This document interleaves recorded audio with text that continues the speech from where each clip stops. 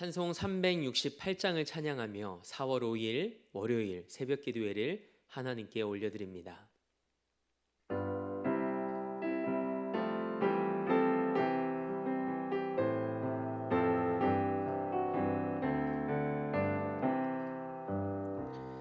주 예수여 은혜를 내려주사 더 충만케 하옵소서. 이 줄이고 목마른 나의 맘에 주 성령을 부으소서. 주 예수여 충만한 내 영혼에 부으소서. 주 예수만 나의 힘 되고 내 만족함 됩니다. 주 예수여 죄에서 풀어주사 날 정결케 하옵소서. 이 세상의 유혹이 나의 맘에 틈 못하게 하옵소서. 주 예수여 충만한 은혜 내 영혼에 부으소서. 주 예수만 나의 힘 되고 내 만족함 됩니다. 옛 야곱이 천사와 씨름하던 그 믿음을 주옵소서. 이 세상의 물결이 흉흉해도 날 평안케 하옵소서. 주 예수여 충만한 은혜 내 영혼에 부으소서. 주 예수만 나의 힘 되고 내 만족함 됩니다. 주 예수여 완전한 주의 사랑 나 받기를 원합니다. 그 사랑이 내 맘에 충만하여 날 기쁘게 하옵소서. 주 예수여 충만한 은혜 내 영혼에 부으소서. 주 예수만 나의 힘 되고 내 만족함 됩니다. 내 마음에 임하신 주의 성령 늘 계실 줄 믿습니다. 그 은사를 나에게 부어주사 주 섬기게 하옵소서.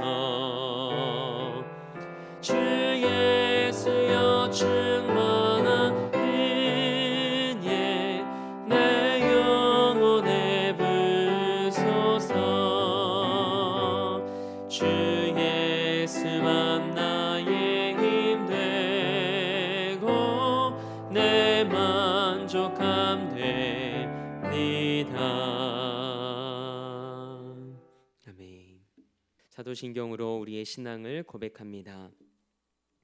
나는 전능하신 아버지 하나님 천지의 창조주를 믿습니다. 나는 그의 유일하신 아들 우리 주 예수 그리스도를 믿습니다. 그는 성령으로 잉태되어 동정녀 마리에게서 나시고 본디오 빌라도에게 고난을 받아 십자가에 못 박혀 죽으시고 장사된 지 사흘 만에 죽은 자 가운데서 다시 살아나셨으며 하늘에 오르시어 전능하신 아버지 하나님 우편에 앉아 계시다가 거기로부터 살아있는 자와 죽은 자를 심판하러 오십니다. 나는 성령을 믿으며 거룩한 공교회와 성도의 교제와 죄를 용서받는 것과 몸의 부활과 영생을 믿습니다. 아멘. 찬송 165장 우리 한 장 더 박수하며 하나님께 영광 올려드립니다.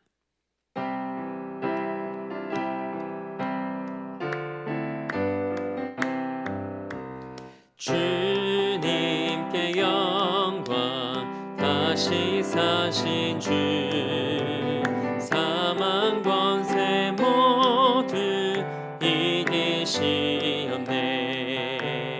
흰 옷 입은 천사 돌을 옮겼고 누우셨던 곳은 비어 있었네. 주님께 영광 다시 사신 주 사망 권세 모두 이기시었네. 부활의 주님 나타나시사 두려움과 의심 물리치셨네. 주의 교회 기뻐 찬송하여라. 다시 사신 주님 죽음 이겼네. 주님께 영광 다시 사신 주 사망 권세 모두 이기시었네. 생명의 임금 영광의 주님 주님 없는 삶은 헛될 뿐이라. 주의 사랑으로 세상 이기고 요단 건너 본향 가게 하소서. 주님께 영광 다시 사신 주 사망 권세 모두 이기시었네. 아멘. 오늘 우리에게 주신 하나님의 말씀은 누가복음 24장 13절에서 35절 말씀입니다. 하나님의 말씀을 받겠습니다 고백한 후에 저와 여러분 한 목소리로 합독하겠습니다. 하나님의 말씀을 받겠습니다. 그날에 그들 중 둘이 예루살렘에서 25리 되는 엠마오라 하는 마을로 가면서 이 모든 된 일을 서로 이야기하더라. 그들이 서로 이야기하며 문의할 때 예수께서 가까이 이르러 그들과 동행하시나 그들의 눈이 가리어져서 그인 줄 알아보지 못하거늘. 예수께서 이르시되 너희가 길 가면서 서로 주고받고 하는 이야기가 무엇이냐 하시니 두 사람이 슬픈 빛을 띠고 머물러 서더라. 그 한 사람인 글로바라 하는 자가 대답하여 이르되 당신이 예루살렘에 체류하면서도 요즘 거기서 된 일을 혼자만 알지 못하느냐. 이르시되 무슨 일이냐. 이르되 나사렛 예수의 일이니 그는 하나님과 모든 백성 앞에서 말과 일에 능하신 선지자이거늘. 우리 대제사장들과 관리들이 사형 판결에 넘겨주어 십자가에 못 박았느니라. 우리는 이 사람이 이스라엘을 속량할 자라고 바랐노라. 이뿐 아니라 이 일이 일어난 지 사흘째요. 또한 우리 중에 어떤 여자들이 우리로 놀라게 하였으니 이는 그들이 새벽에 무덤에 갔다가 그의 시체는 보지 못하고 와서 그가 살아나셨다 하는 천사들의 나타남을 보았다 함이라. 또 우리와 함께 앉아 중에 두어 사람이 무덤에 가 과연 여자들이 말한 바와 같음을 보았으나 예수는 보지 못하였느니라 하거늘. 이르시되 미련하고 선지자들이 말한 모든 것을 마음에 더디 믿는 자들이여, 그리스도가 이런 고난을 받고 자기의 영광이 들어가야 할 것이 아니냐 하시고 이에 모세와 모든 선지자의 글로 시작하여 모든 성경에 쓴 바 자기에 관한 것을 자세히 설명하시니라. 그들이 가는 마을에 가까이 가매 예수는 더 가려 하는 것 같이 하시니 그들이 강권하여 이르되 우리와 함께 유하사이다. 때가 저물어 가고 날이 이미 기울었나이다 하니 이에 그들과 함께 유하러 들어가시니라. 그들과 함께 음식 잡수실 때에 떡을 가지사 축사하시고 떼어 그들에게 주시니 그들의 눈이 밝아져 그인 줄 알아보더니 예수는 그들에게 보이지 아니하시는지라. 그들이 서로 말하되 길에서 우리에게 말씀하시고 우리에게 성경을 풀어주실 때에 우리 속에서 마음이 뜨겁지 아니하더냐 하고 곧 그때로 일어나 예루살렘에 돌아가 보니 11 제자 및 그들과 함께한 자들이 모여 있어 말하기를 주께서 과연 살아나시고 시몬에게 보이셨다 하는지라. 두 사람도 길에서 된 일과 예수께서 떡을 떼심으로 자기들에게 알려지신 것을 말하더라. 아멘. 하나님의 말씀으로 새로운 하루를 여는 사랑하는 성도들의 삶이 부활하신 예수님과의 만남을 통해 눈이 밝아지고 마음이 뜨거워지는 삶이 되길 소망합니다. 오늘은 가리어졌던 눈이 밝아졌을 때라는 말씀의 제목으로 함께 은혜 나누고자 합니다.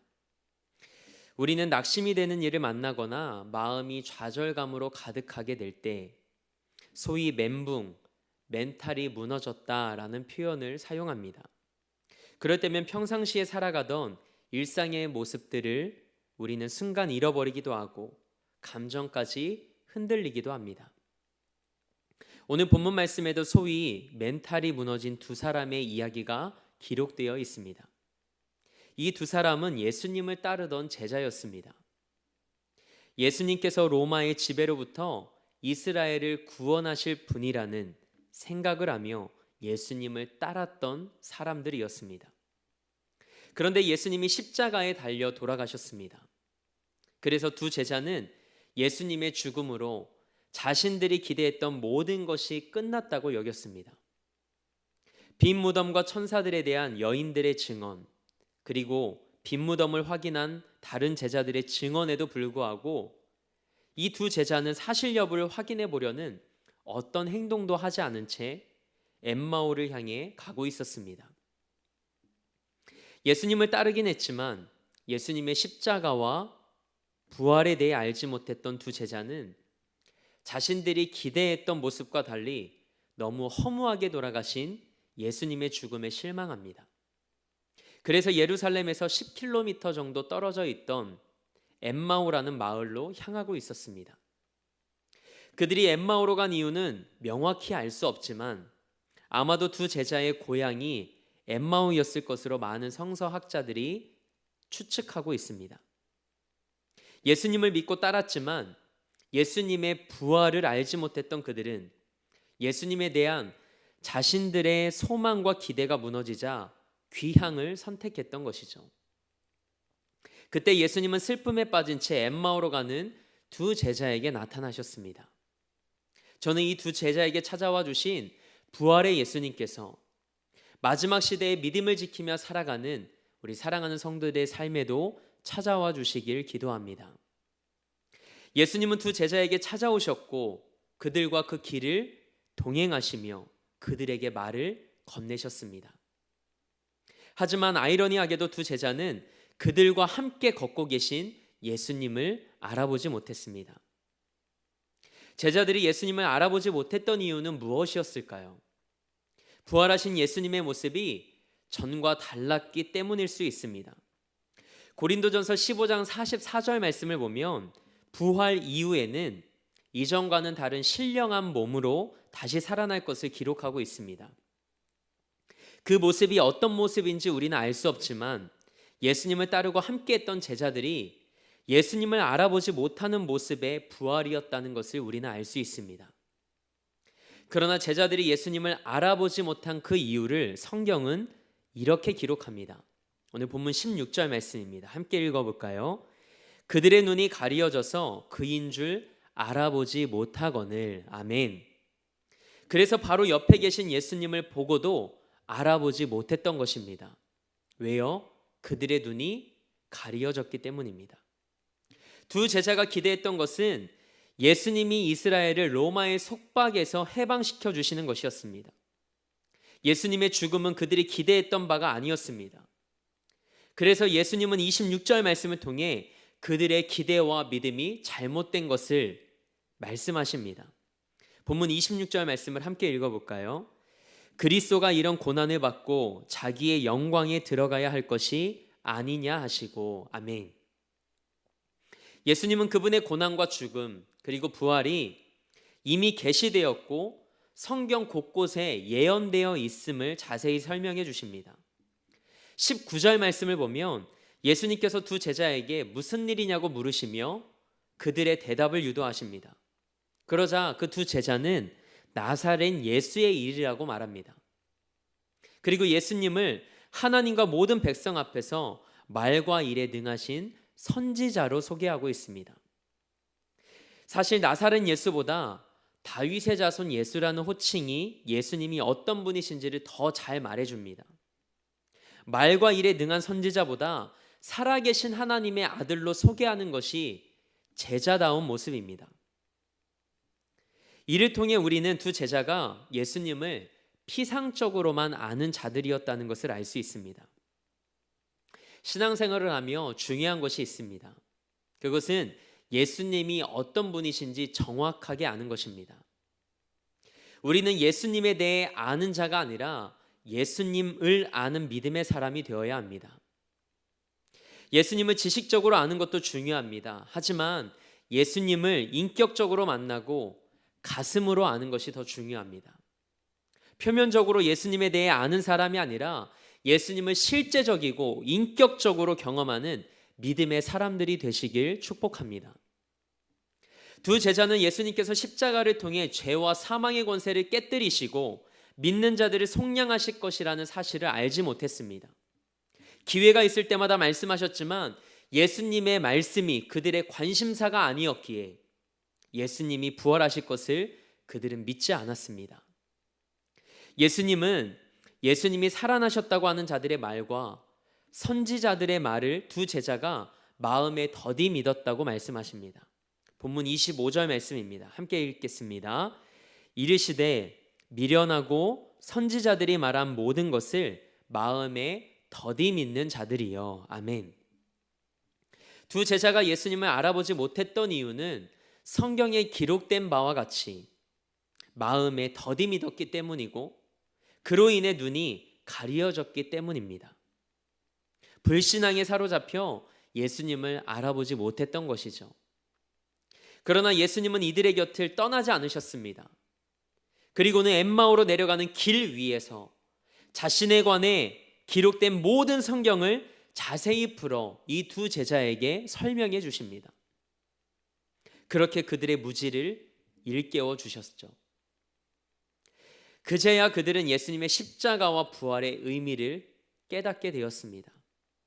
그러자 슬픔으로 가득했던 두 제자의 마음이 뜨거워지기 시작했습니다. 28절 말씀 보면 두 제자가 자신들의 목적지였던 엠마오에 거의 다다른 것을 우리는 알 수 있습니다.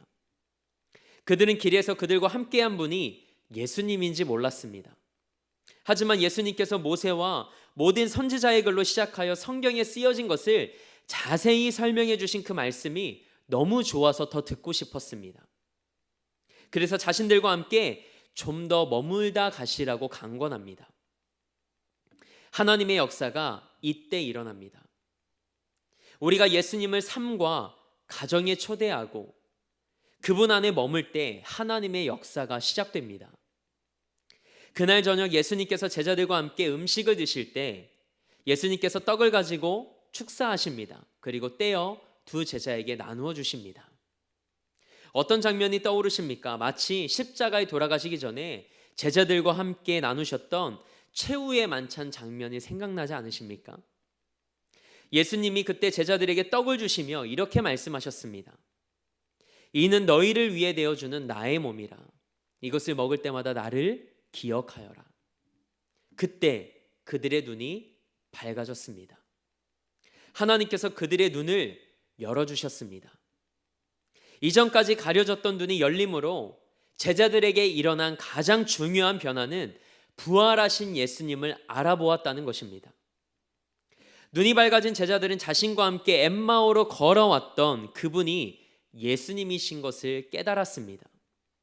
그런데 놀랍게도 두 제자가 예수님을 알아본 순간 예수님은 그들의 눈에 더 이상 보이지 않았습니다. 예수님은 신령한 몸으로 부활하셨기에 그 어느 것에도 제한받지 않으시기 때문이었습니다. 제자들이 부활하신 예수님을 알아차리지 못했던 이유는 예수님이 신령한 몸으로 부활하셨기 때문입니다. 하지만 그것보다 더 중요한 이유는 그들의 마음이 낙심되고 순간 믿음이 사라지자 그들의 눈이 가리어졌기 때문입니다. 그러나 그들의 눈이 밝아졌을 때, 그들의 눈이 열리자 부활하신 예수님을 보게 됩니다.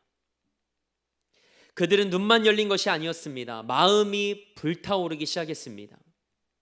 이 확신은 곧 행동으로 이어졌습니다. 부활하신 예수님을 만난 후에 그들은 주저하지 않습니다. 비록 밤이었지만 두 제자는 자리에서 곧바로 일어나 다시 예루살렘으로 돌아갑니다. 그들의 걸음은 엠마오로 내려갔던 절망의 발걸음이 아니라 소망의 발걸음으로 바뀌어 있었습니다. 예루살렘에 도착하자 11 제자와 그들과 함께한 제자들이 그대로 모여 있었습니다. 그들이 먼저 엠마오로 갔던 두 제자에게 예수님께서 정말 살아나셨고 시몬에게도 보이셨다라고 말합니다.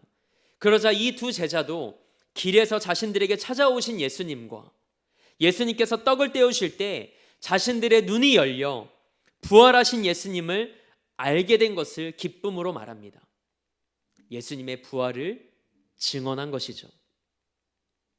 그렇게 11 제자의 증언과 두 제자의 증언은 예수님의 부활을 서로 확증해 주었습니다.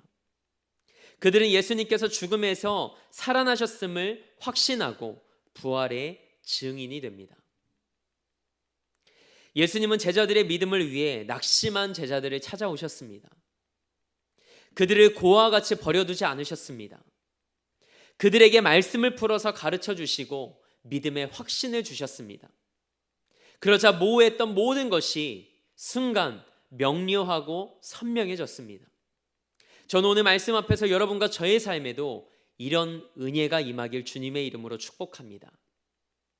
오늘을 살아가며 팬데믹이라는 삶의 환경과 상황 속에서 우리가 예수님을 더디 믿게 되었을 수도 있습니다. 그리고 우리의 믿음이 피상적인 믿음으로 뒷걸음질 쳤을 수도 있습니다. 설령 우리의 현재 믿음이 그렇다 할지라도 부활하신 예수님께서 우리 삶에 찾아와 주심으로 확신에 찬 믿음으로의 변화가 있길 소망합니다. 가리어져 있던 눈을 열어주셔서 부활의 예수님을 보게 하시고 우리의 마음이 뜨거워져서 부활하신 예수님과 함께 동행하는 하루하루의 삶을 살아가는 여러분과 저의 삶이 되길 주님의 이름으로 축복합니다. 함께 기도하겠습니다. 하나님, 오늘을 살아가는 우리에게 믿음을 주옵소서. 그리스도인이 가장 불쌍한 때는 믿음이 사라진 때임을 우리는 너무나도 잘 알고 있습니다. 눈에 보이는 것에 마음을 빼앗기고 내가 생각했던 것과 다른 삶이 내 앞에 펼쳐질지라도 우리를 향한 하나님의 인도하심이 언제나 최선임을 기억하게 하옵소서. 그 믿음으로 말씀을 붙잡고 기도하며 하나님의 때를 소망하고 기다리는 자들이 되게 하옵소서. 고난주간을 지나 부활의 기쁨이 우리 안에 임하게 하시니 감사합니다. 부활의 산 소망을 가지고 세상을 넉넉히 이기는 삶이 되게 하옵소서.